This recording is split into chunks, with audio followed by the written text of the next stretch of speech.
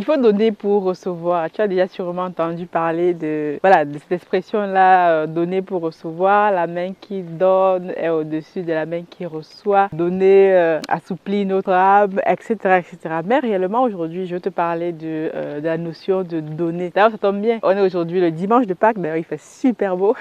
Super beau. C'est tellement calme autour de moi. Donc, je me suis dit, pour faire cette vidéo, donc je vais la faire dehors. Voilà, pour aussi vous partager ce magnifique temps aujourd'hui. Donc, désolé s'il y a quelques bruits de vent derrière. Donc, voilà. Quand il fait beau comme ça, il faut profiter de ces moments-là. Parce qu'ils ne sont pas nombreux. D'ailleurs, on est dimanche de Pâques. Et bonne fête de Pâques donc à tous les chrétiens du monde qui suivent la chaîne, etc. Donc, aujourd'hui, le Christ a ressuscité. Bon, je ne vous fais pas le blabla sur le Christ, etc. Mais c'est pour vous dire, pour ceux qui sont chrétiens, bonne fête de Pâques à vous. Profitez de famille. Ceux qui ne sont pas chrétiens, bon dimanche. Ceci étant dit, on va donc parler aujourd'hui de la notion de don. Ça tombe bien, on est dimanche.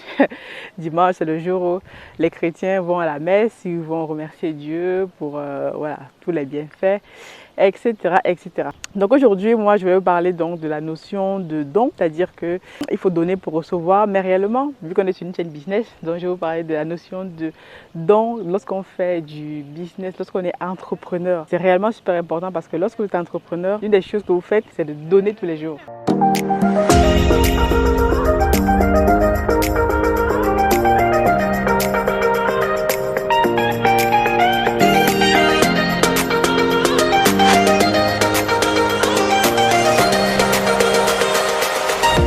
Bienvenue sur la chaîne, moi je m'appelle Aniel Cruzel, je suis ingénieure logiciel et entrepreneur.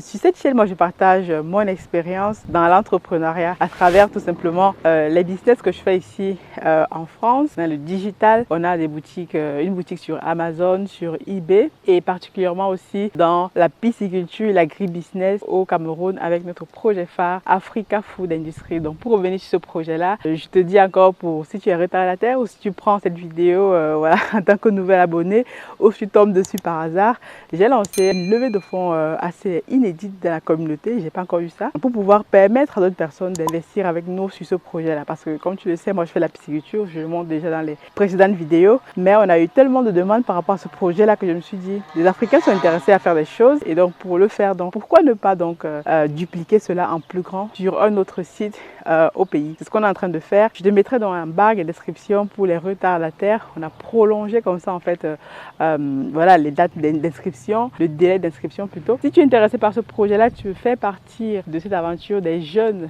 ou des moins jeunes qui font des choses ou même des plus âgés d'entre nous, parce qu'il y a de tout en fait, il y a tous les profils et de tout le monde entier, des Africains de la diaspora et pas que aussi, qui veulent faire des choses en direction de l'Afrique au lieu tout le temps de se plaindre que nos gouvernants ne font rien. Qu'est-ce que toi-même tu peux faire? Donc, remplis dans ce formulaire.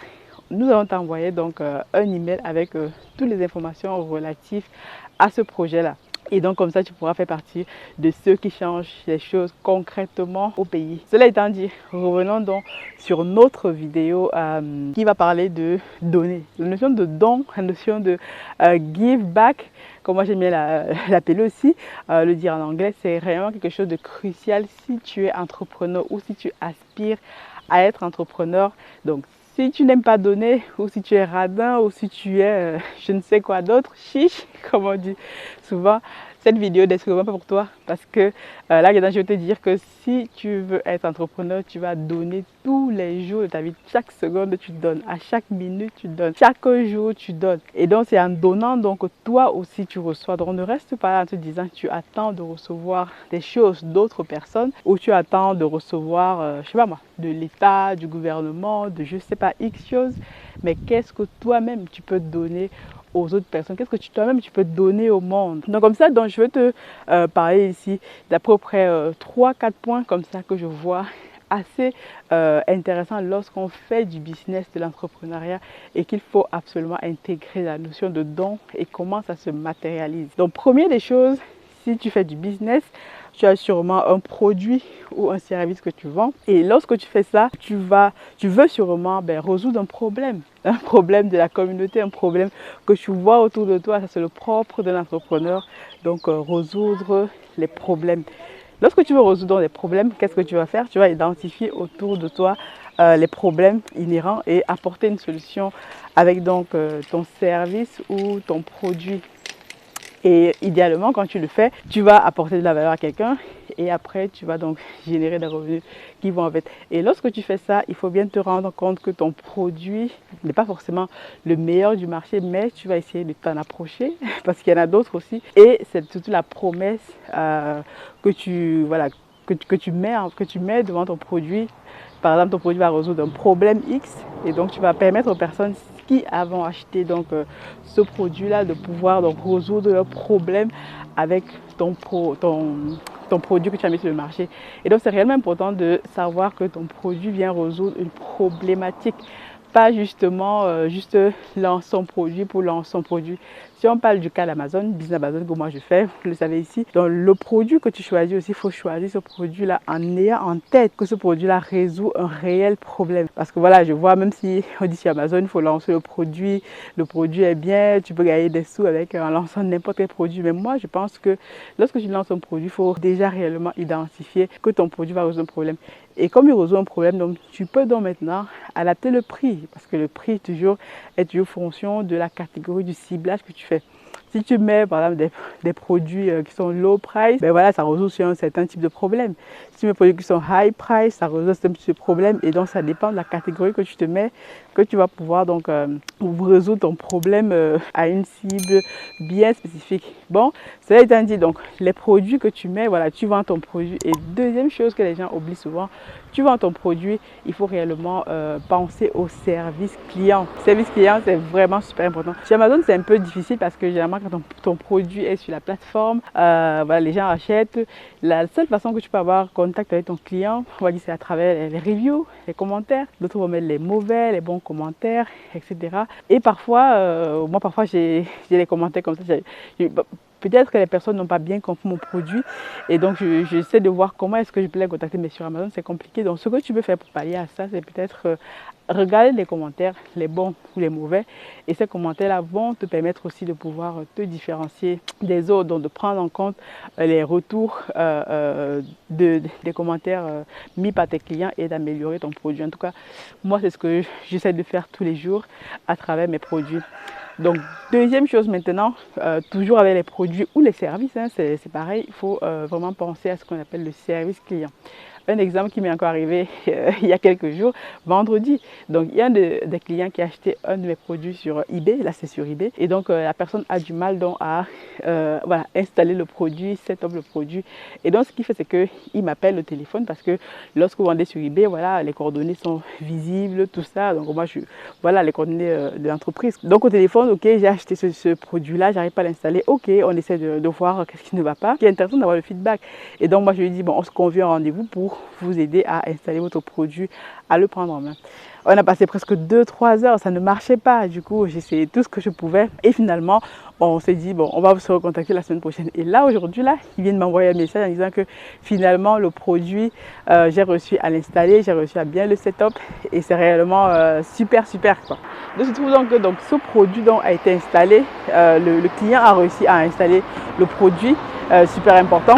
Et donc maintenant, on va réussir maintenant à nouer une relation. Vous voyez un peu, donc ça veut dire que j'ai réussi à nouer une relation avec ce client-là qui a mon contact et qui me dit, voilà, qui me remercie par rapport à ce que j'ai eu à faire pour l'aider à installer le produit. Donc vous voyez que ce n'est pas juste le fait d'acheter le produit, de vendre le produit. Maintenant, à ce client-là, je peux lui demander un retour, je peux même lui vendre d'autres produits. Et donc, ça fait un peu comme ça une sorte de redevabilité parce que quand vous avez donné, voilà, au-delà même du prix, les personnes se sentent redevables envers vous et sont prêtes à acheter plus. Si vous les vendez, si je viens demain et je demande, je dis que je veux revendre un autre produit de cette même gamme à ce client-là, donc voilà, il sera totalement ouvert à l'acheter ou même à me recommander auprès d'autres personnes. Ça, c'est un exemple parmi tant d'autres que je le prends parce que ça m'est arrivé, voilà, aujourd'hui, il y a quelques jours, quoi. Deuxième chose maintenant, lorsque vous faites du business, il faut maintenant apprendre à voilà, intégrer dans votre business, par exemple, la notion de don. La notion de don aussi, c'est-à-dire, par exemple, moi, dans chacun de mes business, je mets toujours un pourcentage en fait, comment on appelle ça? Un pourcentage pour permettre, en fait, de reverser une partie de mes bénéfices à une association, je sais pas moi, à une charity.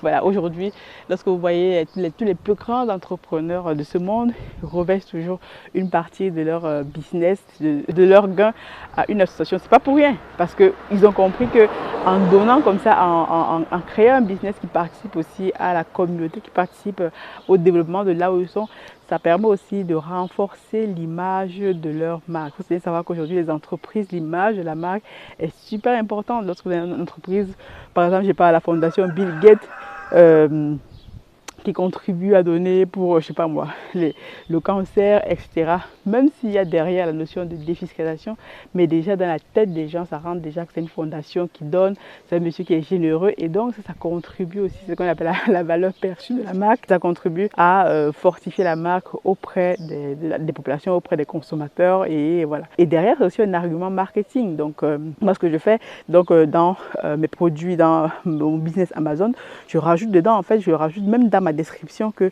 je donne en fait X%, j'ai mis 5% de mes bénéfices, très différent du chiffre d'affaires de mes bénéfices à une entreprise sur là, dans l'aide aux personnes âgées, ici une association à l'aide aux personnes âgées. Donc je le mets et donc à la fin de l'année, je fais le bilan. Si j'ai fait un bénéfice, donc je donne 5%, que ce soit 10 euros, 5 euros, mais c'est le fait de donner et de pouvoir le prouver. Donc ça, c'est vraiment quelque chose d'important. Troisième chose ici, c'est de pouvoir partager ton expérience. Quand je dis partager ton expérience, tu peux être dans l'entrepreneuriat ou même pas dans l'entrepreneuriat, tu as le devoir, je pense, de partager ton expérience avec ceux qui t'entourent, ceux qui t'écoutent, parce que chacun d'entre nous a quelque chose à donner.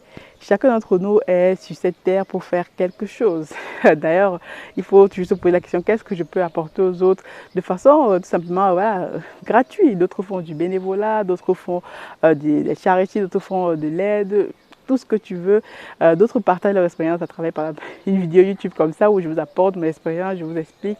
Peut-être quelqu'un va tomber cette vidéo et ça va l'aider dans son business. Moi, j'ai reçu comme ça plein de messages où les personnes avaient vu une de mes vidéos et ça leur a aidé à passer au niveau supérieur. Et donc, c'est là que j'ai compris que j'ai réellement un impact dans la vie, même si c'est seulement une personne, quoi. Super important. Donc, regarde autour de toi quelle expérience que tu peux partager. Tu as sûrement l'expérience toi aussi avec d'autres personnes. Quel est le moyen par lequel tu peux le faire à travers des vidéos, à travers des livres, à travers des vlogs. Tellement de moyens aujourd'hui que tu ne peux pas ne pas partager ton expérience. Et même aujourd'hui, c'est une compétence qui est super demandée. Même lorsque tu vas demander un entretien d'embauche dans ton CV, maintenant regarde toujours ce qu'on appelle les soft skills. Donc réellement super important. Donc on va s'arrêter là avec ces 3 astuces là qui vont te permettre de donner encore plus. Mais quelque chose à retenir, si tu es entrepreneur, il faut que tu donnes et que tu continues à donner. Donc si tu n'aimes pas donner, c'est mort, tu ne pourras rien faire en fait.